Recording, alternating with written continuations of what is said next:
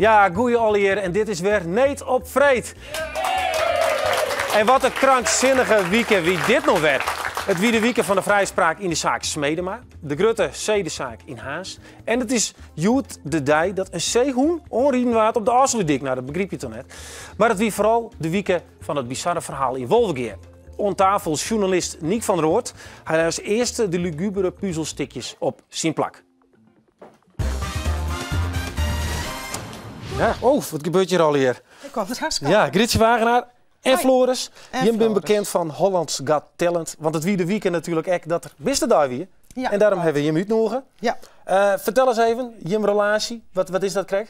we hebben een hele sterke baan. We vinden het geweldig om leuke dingen mee wat te doen. Ja, en wat Dat heeft hij nou om de fotjes? Hij had nou rubberzakjes aan omdat het een gladde vlier is en dan is het een glitter. En dan ben ik bang dat er blessures oprent. Ja, Dus je dat hebt- wil ik eigenlijk niet. Je hebt mooi die een talentenjacht. Klopt. En toen moest hij wat doen. Je kwam tot de hele finale. En Ja. het moment suprem, hij moest trommelen in het slagen. Wat Ja. gebeurde er? Wat ging er mis? Nou, hij wie hartstikke warrig. De repetities zijn op tongetje. We hier het liedshondje erin. Die zoe op ik met rubberzakken, dus iets op een verheuging doen en dat lukte net. Hij vond het eng, dus die moest erbij op een grote cirkelsisme. Dus die act moest aangepast worden. Dat betekende voor hem dat hij op zijn minst 8 keer dat hele verhaal doen moest. Dus hij was stukken vreed. Dus het slagen net. Zullen we even Het slagen zien net. wat er misging? Ja, hij die Zorgen we nou. weinig.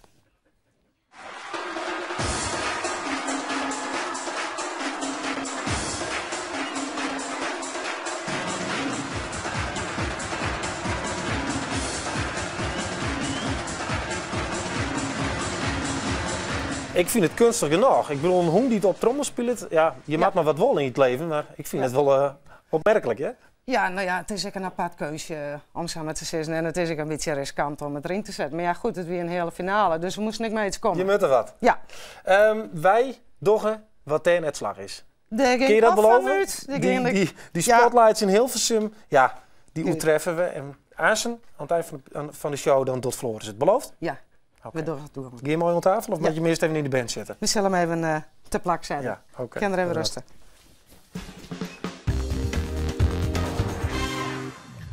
Nou, Floris die gaat in de band, lekker rustig. Ja, in deze uitsturing bezieken wij wat jepper in de krachten van de menselijke geestenkroepen. En dat doen we met Niek van der Hoort, we hebben hem kreeg al even zijn, hoe dat Wolvengeer verhaal. En aan de andere kant van de tafel Ine Paulien Weijer en Karinke Antima. Zij vieren snijden een theaterstuk op over de acceptatie van mensen met psychische problemen. Ik begin aan deze kant van de tafel, want we gaan even waarom een man die te mooi. In het oorstaan restige Wolvengeer in één keer satellietauto's, cameramensen, fotografen, journalisten, alles en iedereen kwam aan op wat een van de meest bizarre zaken is in Friesland, denk ik eer. Zoon graaft huid op en smiet hem in het wetter. Journalist Niek van der Hoort van de Nieuwe Oostellingwerver volgde de zaken bevoerd en wie ik de eerste die lugubere puzzelstikjes op het plak laai. Ja, Niek, jij wilde dan op snij de middag bellen van toch een fotograaf, de luid en leak in het wetter. En op wat voor moment denk je dan, je zit een verhaal in, wat via de git aan een zelfmoord of wat dan ook? Nou, het was inderdaad Piet Bosma, onze fotograaf, die opbelde van ja, ik ben bij iets in Wolvenga en dat is meer dan een zelfdoding. Hij had een foto gemaakt en dat klinkt luguber, maar daar kon je eigenlijk op zien. Er sprak boekdelen dat het hier een misdrijf betrof. Hoe zou dan?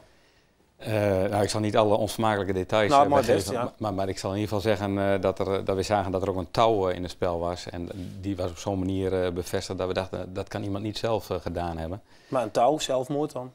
Nee, want het zat op vreemde plekken. Dat had niet met zelfmoord te Jouw maken. zeggen, jouw toch, dit is iets anders. Ja, wij dachten echt van dit is een misdrijf. En je zei net trouwens de Nieuwe Stellingwerver, moet je even corrigeren. Nou, het is de Stellingwerf, Stellingwerf, Wolvenga. Ja. Maar goed, wij dachten van, ja, ons journalistieke hart begon te kloppen van hier is meer aan de hand. En Piet Bosma en ik hebben al heel wat zaken samen gedaan. Dus dan we van de gun onderhoren, hè? Ja, Ontviering. ja, dat was de inderdaad, Frank, hebben we ook samen gedaan. En we zijn daar naartoe gegaan en de politie was er, alles was afgezet. En dat leek inderdaad voor de buitenwereld van zelfdoding of zoiets. En we zijn dus eigenlijk aan ons eigen buurtonderzoek begonnen. We zijn overal bij langs geweest. We hebben eigenlijk wat we altijd doen, standaard mensen ondervraagd. En Het was een heel apart terrein, want het is aan de Schipsloot in Wolvenga, een klein haventje. En ik was er overdag wel eens geweest, maar we zijn er eigenlijk lang geweest. Op een gegeven moment viel ook de duisternis in. Ja. En toen wien al die oorlogsjournalisten of wat? Er was niemand meer eigenlijk. In het begin was... Want je wien die enige die die foto's zien hier? Ja. Er waren eigenlijk heel weinig journalisten. Er waren wat van de 1 en 2 fotografen en die hadden ook geen telelens. Wij hadden de goede foto met een telelens op de goede plek, dus daarom kon je meer zien dan normaal. En op een gegeven moment zette de politie daar ook de boel af met zo'n schutting ervoor en dat soort dingen. Maar ja, wij waren er gewoon 100% van overtuigd. Ik zei tegen Piet van, ik zou mijn laatste cent erop durven te zetten dat dit echt een misdrijf is. Nou, het is goed dat ik dat achteraf niet gedaan heb. Het was natuurlijk niet een normaal iets, maar ja, wij dachten echt, hier is iemand vermoord. Ja, dus dan doe je dat onderzoek, dan praat je met mensen, dan wordt het led, jongens. Ja. En bij zo'n moordzaak, als dat hem is, dan komt er ook van die mensen in witte pakken. Nou, dat was heel frappant, want wij waren ervan overtuigd, elk moment kunnen de mannen met witte pakken komen. En dat kwam maar steeds niet. Het werd wel door een beveiligingsbedrijf afgezet, wat ook standaard is, je mocht nergens meer komen. Maar de mannen in witte pakken kwamen niet. En wij zijn, wil ik je ook wel verklappen, diverse keer naar het politiebureau geweest in Wolvenga en in de buurt om te kijken van ja, wat gebeurt er ook wat, of ligt alles stil. En er was overal politieactiviteit, het was heel erg druk en je kon echt zien dat ze met iets bezig waren. Wie dus wat, wie dus wat anders als een zelfmoord. Ja, absoluut. En dan vraag ik me, hoe gaat het dan bij een lokale journalist die een heel soort kennissen heeft, contacten heeft. Ja. Wanneer krijg je dan op een gegeven moment, want daar wil ik even mooi naar waarom, dat telefoontje, dit koe wel eens inwijzen die het uit een graf komt. Nou, dat is dus zondag helemaal niet gebeurd. Hè. Nee? Zondag en ook zondagsavond, we zijn lang bezig geweest. En we hadden een heleboel mensen gesproken op dat industrieterrein verlaten. Dat we nooit geweten hebben dat daar mensen wonen in een woonboot. En nog een apart iets achter een jachtwerf wat daar was. En de meest mooie verhalen die in de context van het geheel als de misdrijf was, heel mooi gepast hadden. Had ook iemand op vrijdagavond een knal gehoord. En ze hadden verdachte mensen op de steiger gezien. En het klonk allemaal heel spannend. Dus dat had ik allemaal eigenlijk al wel klaar. Van, nou, dit is het verhaal. En toen kwam dus in de loop van maandagmorgen naar buiten dat eigenlijk het Openbaar Ministerie samen met de gemeente en de politie een persconferentie wilde beleggen. En toen dachten wij nog van, oh wat jammer, want we hebben eigenlijk het verhaal wel rond. Ja, je had toch een moordzaak in eerste instantie. Ja, dus wij dachten van ja, vanuit het oogpunt van de politie en het Openbaar Ministerie deden ze dat eigenlijk heel goed. Omdat er natuurlijk steeds meer ging gonzen en zij kwamen er zelf mee naar buiten. Proactief was wel van hun kant gezien heel goed, maar wij vonden het wel jammer. Ja. Maar toen, we hebben nog een krant die verschijnt in Steenwijk en die verschijnt op maandag. En ja, ik had het verhaal eigenlijk al gemaakt van het is moord en zo. En nou ja, dat lag allemaal eigenlijk dat hing je al makken? Ja, dat had ik eigenlijk al gemaakt. Dat is net echt goed journalistiek werk dan, of wel? Nee, wel, omdat wij dachten het is moord. En daar durven we eigenlijk alles onder te verwennen. Alleen, toen kregen we net voor de deadline gelukkig de voorzienigheid, kregen we dus...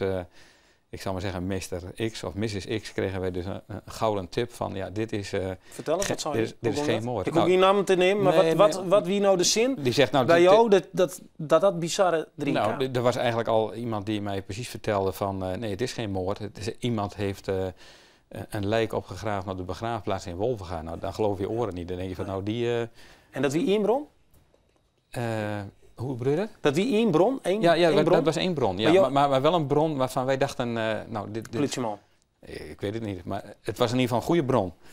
Dus toen dachten we, ja jongens, nou moeten we razendsnel ingrijpen en schakelen. Dus toen hebben we op het laatste moment het verhaal gelukkig van de ene krant nog kunnen aanpassen. Dat was een blunder geweest. Dat was een enorme blunder geweest, maar gelukkig daar zijn we voor. En dan ben je toch een waardeerde journalist. Ja, maar goed, iedereen... Zo'n prijzen voor, ja, maar dan...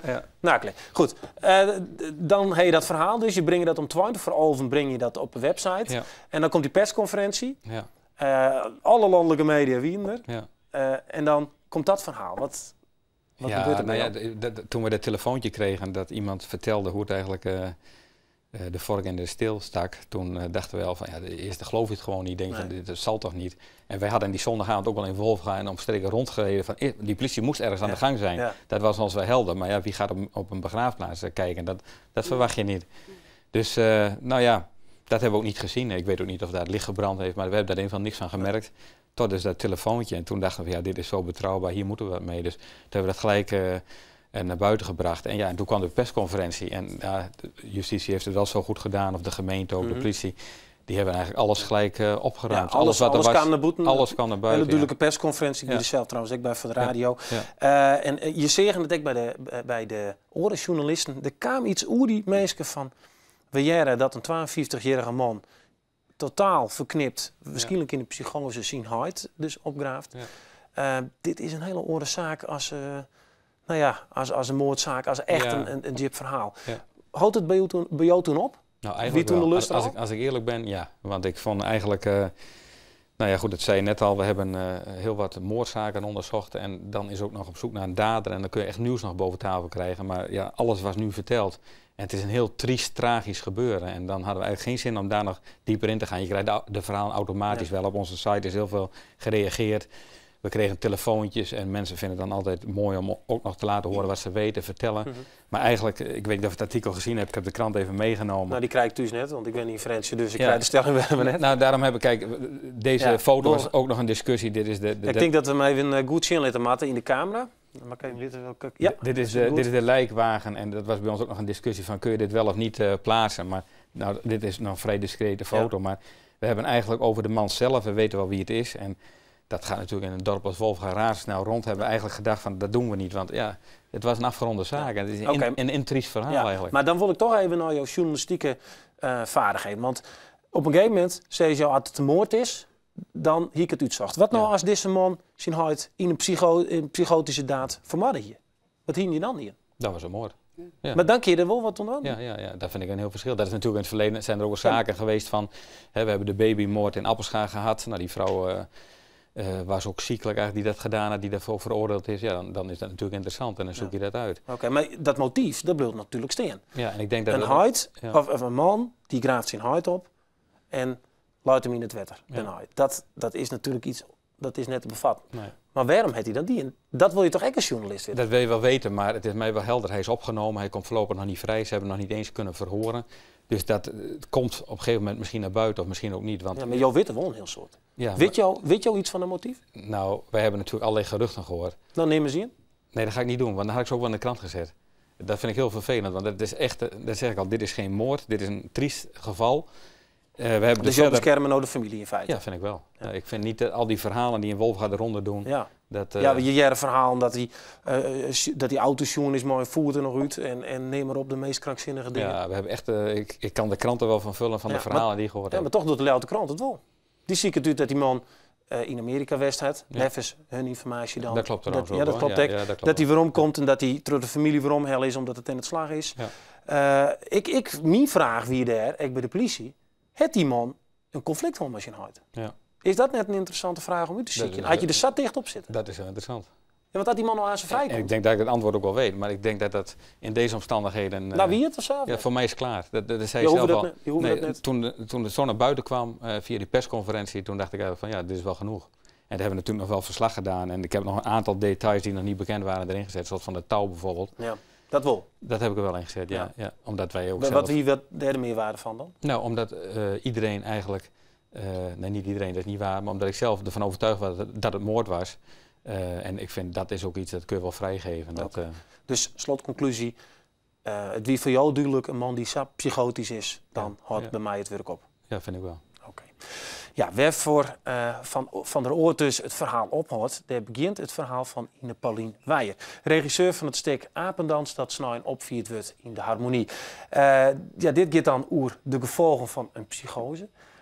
Je praat er ook over. Je beelden dat ik uit wat het maar de familie doet als hij een zwaar depressief is en wat doet. Zo dit verhaal van deze man bij jou in het stuk passen? Of net van deze man, maar van Wolvenga? Zou dat er passen? Ja, waarom niet? Ja. Waarom? Mensen in een psychose of mensen die manisch zijn, die kunnen hele rare dingen doen. Ik zou het niet zo snel in ons theaterstuk zoiets dramatisch... Is het te heftig? Ja. Maar wat doen mensen dan meer in de psychose? Ik vind het ook niet zo representatief voor... Nee, dat snap ik. Wij, Nee, dat begrijp ik. Maar jou weet ook het beeld wat er is. Mensen die psychotisch binnen, die hoe stritter rennen, zwervers, mensen die helemaal van het paard al binnen. Ja, dat is het beeld wat ik heb bij echte GGZ. Ja, en dat is een beetje een clichébeeld wat toch heel veel mensen nog hebben. Ja. Maar toch dacht ik jou iets. Wat zou jou maar dit verhaal kennen? Wat is het boodschap dat bijvoorbeeld de familie, die ten nou met een gigantisch probleem zit, die hebben haar huid voor de tweede keer begraven moeten deze week. Ja. Wat kun je die dan mooi aan iets aan stik? Hoe zou je dat omschrijven? Ja, dat is moeilijk. Je bent regisseur, je moet even uitdenken. Ja. Of in wat een afzwaktere vorm? Nou, in ieder geval begrip hebben voor hetgeen hij heeft gedaan, hoe dramatisch het ook is. Ik denk dat dat heel belangrijk is. Hè? Het is een grote ophef geworden. De kranten is erbij gekomen, in dat blad, in de Leeuwarden Courant, journalisten. Het komt hierop. Dus het wordt heel groot gemaakt. En het is ook wel groot, dat is het ook wel. Maar het wordt ook heel erg groot gemaakt. En ik denk, waar ons stuk ook over gaat, dat begrip voor zo'n iemand juist heel erg belangrijk is. Dat je in een manische situatie of een psychotische situatie rare dingen kan doen. Ja, jou hebt dat mooi maken in de praktijk als sociaal-cultureel werker? Ja. Maar wat neem ze een voorbeeld van in psychose en dan iets van, werd ze letter dan heel spiet van krijgen?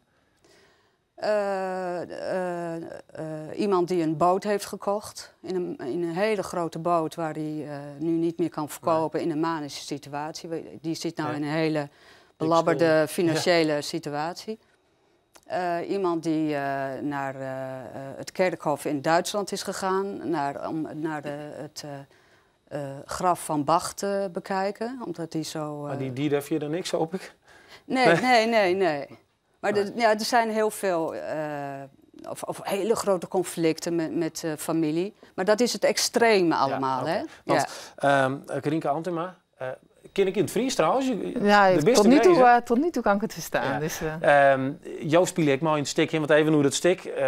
Nog een patiënt, cliënt van de GGZ, die vierde daar een stuk op. En dan spelen ze ook een orenvorm van psychische... want ik vind het altijd zo lastig om te zeggen, een psychische ondoening of zo, hè? Depressiviteit. Jou hebben last van depressiviteit. Ja. Ken jou je ergens verpleert in zij iets? In een psychose of mensen die het hele rare dingen doen? Ja, zeker. Ja. Ik heb zelf ook wel een paar dingen gedaan die ik niet zou doen als ik nog helder kon nadenken. Zoals?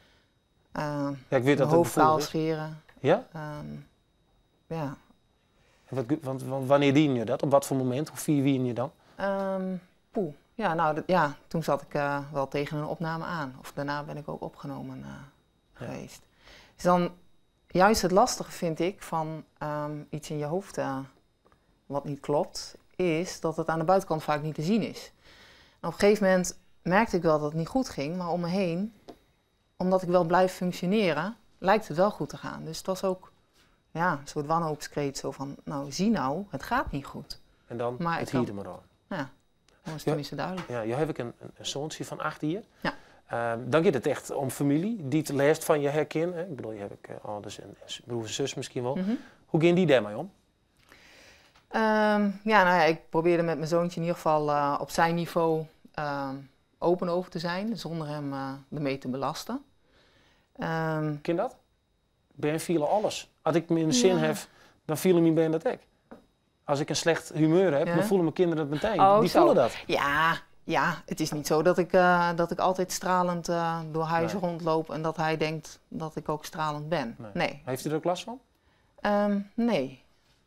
Daar ben ik zelf wel heel bang voor. En ook omdat ik alleenstaande moeder ben, denk ik van ik kan wel denken dat het goed met hem gaat, maar is dat ook zo? Want wie weet, zie ik dat niet goed. Maar er zijn, ik heb een groot netwerk om me heen, wat vrienden, familie en van de kerk. En ook, hij heeft een ambulant begeleider die 1 keer in de week met hem gaat skateboarden. Ja. Dus er zijn wel andere mensen die ook op hem letten en die zeggen dat het goed gaat. Raakt zo'n zaak? Ja, tuurlijk. Zo'n zaak jou nou ook meer, zoals nou in Wolvenga, omdat je dan eigenlijk daar ook misschien daar meer aan gelinkt wordt? Of doet je dat dan minder? Ja, dat raakt me zeker. Ja. Kan me voorstellen. Ja, want nou komt de snij, die vaststelling, daar kunnen we het natuurlijk ook even nog een bij meer. Dan liet je hem zien dus dat mensen, hele normale mensen, psychische klachten herkennen en dat je daar maar de familie uitkomen matten. Neem eens een sketch waarin dat duidelijk wordt. Ja, je bent een regisseur. Een van de hoofdrolspeelsters is Kim. Dat is een studente die stemmen hoort, stemmen in haar hoofd. En die moeder heeft totaal geen begrip voor haar. Want die begrijpt niet wat er met haar gebeurt. Dus die zegt steeds van, doe even gewoon, doe even normaal. Hou hiermee op. Niemand heeft toch iemand anders in zijn hoofd? Die snapt het niet. Die snapt het niet. Dat is er toch nog een soort dus. Die denkt dat zij aandacht wil. Ja. En dat is ook niet heel vreemd dat je het niet begrijpt. Want als je nooit stemmen in je hoofd hebt gehad, dan is dat ook heel moeilijk voor te stellen. En het aardige dan aan die vaststelling is dat mensen die het misschien heel depressief binnen, die geen stemmen hebben, maar wel depressief, dat die dat spelen. En dat doe je ook? Ja. Ja, speel je ook die rol van die vrouw? Nee, ik ben niet hoofdrolspeelster. Nee. Wat doe je dan? Wat speel je ik dan? ben Ans van de thuiszorg. Oh, je hebt net hiervoor beklaagd. Ja. Maar wat is dat voor jou, dat toneelspelen? Ben je dan even van die hele zwieren last op je schouders zo? Kun je dan lekker vrij wezen? Letterlijk iemand anders zijn en van een afstand naar mezelf kijken. Zoen je dat wel horen? Even wat vaker een oor wezen? Ja, toch wel. We hebben het erover dat het lastig is voor de omgeving om iemand te begrijpen. Maar ik vind het ook lastig om mezelf te begrijpen. Dus, ja. Ik wens je een heel soort succes daar bij de theatervaststelling. Want de theatervaststelling die is snij, toegang is vergezen. Toegang is gratis. Ja, in de Harmonie. Zondag in de Harmonie, 3 uur. Ja. Dan gaan we nou naar Usdjoeken. Want Irona Groeneveld van GroenLinks die typeerde Sjoerd Galema, us deputaire die het nou voortgeeft, als charmante boef. Maar wat is die man nou? Een grote charmeur of een grote boef? Op zijn afscheidsreceptie zocht Usdjoeken dat uit. De gemiddelde receptie bij het afscheid van een bestuurder. Een rij. Een hele lange rij. Je wacht je wat, je praat wat, je drinkt wat en het is gezellig. Het is druk in het Natuurmuseum, want Sjoerd Galema in het Ouskier.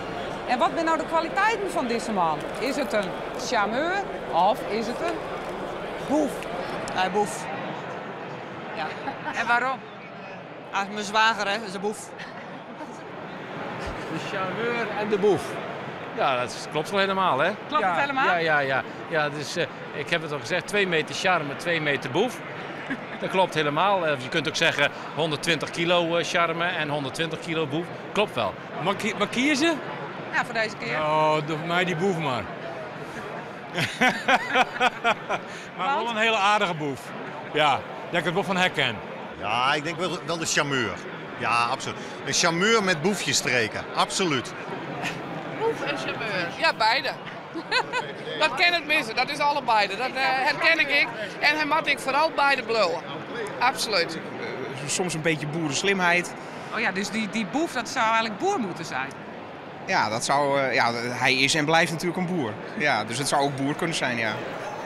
Dat hij af en toe een uitglijder heeft gehad, dat wordt hem graag vergeven. Soms waren het wat boevenstreekjes, maar het blijft een charmeur. En hij houdt ook wel van het spel van onderhandelen, hoor. Dus als je 10 miljoen wil hebben, moet je 20 vragen, want dan krijg je er 10.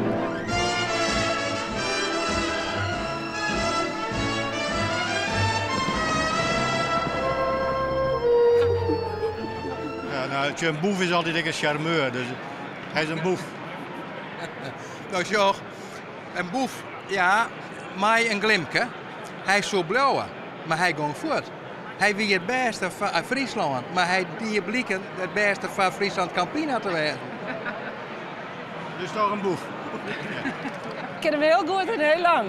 En ik denk het is een boef, een Lieds boefke en een grote charmeur. Op een gegeven moment kies ik denk van, ja, wat er nou weer doet. Ach, dat hier nou weer net wezen moet, maar hij komt er maar bij. Hij komt er maar bij en hij komt er maar bij omdat mensen hem echt daadwerkelijk aardig vinden. En ten die liedste broerke. Aha. Wat zou jou zeggen, Shinnem? Wat van jou hem? Nou, een leven jongen. Ik pak ze beide. De beide van mij. Ja. Ik zal je de uitslag Jan van mijn enquête. Jou binnen charmante boef. Ja, is het 50-50? Ja, dat ze vinden eigenlijk de combinatie, die vinden ze perfect. Ja, nou ja, hoe ik het zei ze. Volgens mij kun je met charmes een heel aankomen, maar je moet soms ook wel eens een beetje een boef wezen willen. Anders dan kom je er net niet leven. En in ieder geval in de politiek net. Ja. Succes in je lijbaan, hè? Ja, dankjewel, Jokke. Oh! Ja. Oké. Echt nog in de hoorn? Ik heb nog in de hoorn. Oké. Warm in de stakken die halen. En het bleef nog heel lang onrustig in het Natuurmuseum. Ja, dat is toch echt mijn grote droom. Toch een beetje charmant en een beetje een boefke. Dat lijkt me wel lekker. We beginnen verder naar een ontzettend diepgravend onderzoek. Heel belangrijk, want de Ljouwte Kranten komt naar een heel flink onderzoek. Mooi de lijst van de meest invloedrijke Friezen. Ja, dat is wel wat. Maar ja, wat staat er nou eigenlijk voor? Dus wij hebben van Nete Vreed familie even om de tafel zitten. En toen hebben we onze gedachten even inlitten. En we denken, we kunnen uw eigen top 4 week wel maar iets van invloedrijke Friezen. Dus jongens, we beginnen met nummer 4. Dan wil ik even van de meesten van die trommels die daar staan, wil ik even een lekkere roffel. Ja, kunnen we dat afspraken? We beginnen met nummer 5. Rijtse Spanningen. Ja, jongens, die lekkere kok. Rek het meesken in de magen en in de beurs. Ja, en we beginnen met nummer 4. Komt-ie weer. Elke Lok komt gewoon bij de politici thuis op Jerry'sfeestjes. Ja, en dan nummer 3. Waar oors als de vrouw van Rijtse. Had Jonker een restaurant, ik nog een groentezaak. Wat wil je nog meer? En dan gaan we naar nummer 2. Het wordt al warm. Heel invloedrijk. En wie hebben we daar? Waarman John Havinga. Zit ik nog bij de reservepolitie. Dat wist ik nou net. Wist ik net trouwens. En dan nummer 1. Oeh, dat is spannend. Uw eigen kindervriend Beer Boeloe. Ja, en Beer Boeloe omdat ouders... Hij is de enige die het ouders nog vertrouwen. Mooi, een bandje op een knippel. Weet je dat nou? Wat is het nou weer van poppenkast? Heb ik nog contact met hem? Ik weet je er helemaal niet van. Beer Boeloe, de beste, meest invloedrijke man van Friesland. Hoe viel dat? Ja, nou, invloedrijke Fries. Ik begreep er helemaal niet van. Had dat mij heeg wetter te krijgen of zo? En ben ik zo rijk dan? Wist u wat ze ermee bedoelen, Sipke? Nee, dat weet ik net correct. Maar dit is wel volle beter dan als ze eronder vastzetten bij Boeloe. Want dan werd het onder invloed Rieke Vries. Ja, zit even op, Boeloe. We maken trom het programma. Maar wat gebeurt er met die prijs? Waar komt dat op het nachtkastje? Nou, dat weet ik nog net. Misschien zet ik het wel op een kwestie van de pronk. Maar ik wil ook graag alle 2 mensen die op mij stemt hadden nog even bedanken. Oké, nou ik vind het wel kleed. Bij Boeloe bedankt, lekker koesen. Ja, dat is het beste, ja. We geven je een mooie orenbist neer. Grietje. Oh god. Beer Boeloe, hier met 2 stemmen. Weet je wat meer? Ja, hier meer stemmen. Wij praten over die leefde van Floris. Ja. Een echte lekkere man. Wat is het eigenlijk voor best? Het is een border collie. Een bruin. Ja. Je kent een heel soort mouwkoor. Ja. Doen ze. Je bleef je mouwkoor. Ik denk dat je misschien ook op een bepaalde manier nog wel op een soort van hersenniveau maar kan communiceren kan dat het zo diep gaat met hoen. Waarom beginnen je mooi te doen? Dat wil ik wel even weten eigenlijk. Nou, hij is net mijn eerste hond. Ik heb meer honden. Daar ben ik ooit mee begonnen. En ja, op een gegeven moment, ik kon meer als die honden, zeg maar. En het lukte, ik werd steeds handiger om ze steeds meer te leren. Ja, dan is een border collie best geschikt. Ja, ze want slim, ze kom maar lekker bij me staan. Hey, want op een gegeven moment ben je dus onderin, in een park of weet ik veel waar, en dan rent hij zo door je voeten heen. Ja. Is dat heel moeilijk? Ja, wat eigenlijk een flauwekul. Ik moet net zeggen, maar het is wel wat flauwekul. Maar ja, ik wil even bij jou in de honden komen. Waarom doe je dat? Waarom ik het doe? Gewoon bezig was met mijn dier en erachter te komen. Ik bedoel, ik dacht eerst van wat een idioot. Die gekke dingetjes ja, want het is leren. die doggy dance. Toen weer er nou net zo vallen, ja. Maar bijvoorbeeld dat weer... Je is laag, Floris? Ja, laag, Floris. Je is oud. Nou, deze beweging, dan dacht ik, nou, dat kan je gewoon nooit leren. Ken ik dat ook wel? Had hij mij de... Nou, weet ik niet. Maar Steven Floris, je is oud. Kom. Ja, joh, vieren met de hele tijd maar al die spul. Wat is dat? Ik ga de handen leeg. Go back. Bix? Net te heeg trouwens, hè? Want er zit nog wat gevoeligs. Je kiem krijg ik al. Maar nee, goed. Ja. Maar dan keer je dat. En dan doe je nog meer. Dan doe je trucjes. En dan ga je op een gegeven moment naar een programma. Ja. Holland's Got Talent. Daar komen we terug. Ja, klopt. Want ik wil even naar de hectare. Dat hebben de mensen beloofd. Deed het mis. Hij drumde net goed? Nee, hij drumde gewoon net zat hij koer. En dat was al de bedoeling was, ja, logisch, ik weet niet. Ja, ze doen het of ze doen het niet. Nee. Het bloeien dieren natuurlijk. Ja. En ja, ze had een bepaalde gemoedstoestand om het samen te zitten. Ja, en de ene keer lukt dat gewoon beter dan de andere keer. En dat maakt het spannend. Wij willen dat het je slaagt. Ja, ik weet zeker dat Floris ik wil. Was het ook Floris? Ja, ik heb Floris drum. Okay. Nou, zullen we beginnen met de act? Dan doen we eventjes tinnetjes hoe wat er miskomt. Ik zeg, de vloer is van u, mevrouw. En man. Geef me voor. Drum. Goed. Goed, andere. Goed, andere. Ja, goed. fietsen. Poot andere. Goed. Poot andere. Poot andere. Goed. Poot Ja, klap, jongens, hoe moet ik dat? Goed. Oké. Go back. Go. Rood. Hoog. Rood. Hoog. Hoog. Kom maar. Onder. Go back. Onder. Links. Rechts. Links. Go back. Naast. Naast. Return. Staan. Close. Om. Om. Nu maar om. Oh, snel dan. Go back. Naast. Return. Go. Naast. Lift. Goed. Onder. Onder. Hoppa. Onder. Onder. Onder. Heb je nou trommeld? Onder. Bijna. Straight. Go back. Go back. Klaar. Klaar. Klaar. Oh. Jim. Je gaat out. Close. Bijna. Bijna. Good boy. Kom maar close. Andersom. Drum. Drum. Nou, drum. Poot andere. Poot andere. Ja, poot andere. Ja. Nou jongens, kom op jou met een applaus. Oh, geweldig. Ja, want nou, het is wel slag of net? Het is slagen. Wist. Verrekt het. Het kan, ja. Ja. Het is wel slagen. Ja. Het kan altijd beter. Oké. Want er zijn nog een heleboel dingen die de honk in. Daar hebben wij een filmpje van. Kunnen we daar nog even naar zien? Ja, ik vind het best. Ja, zullen we daar nog?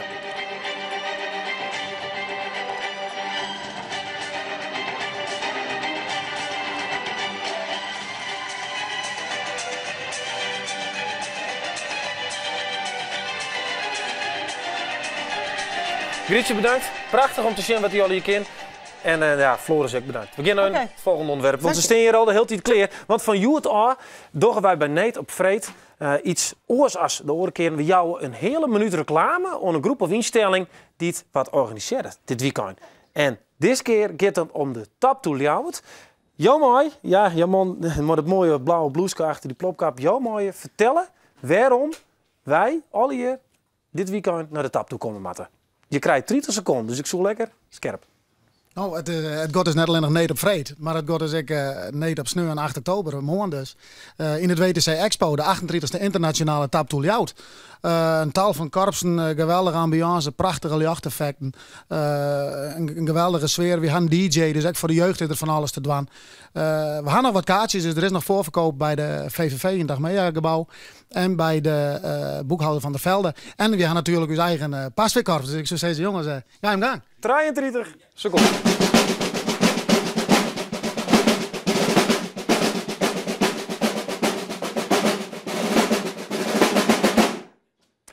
Nou, willen jou nou echt een minuut reclametijd hebben voor jouw evenement?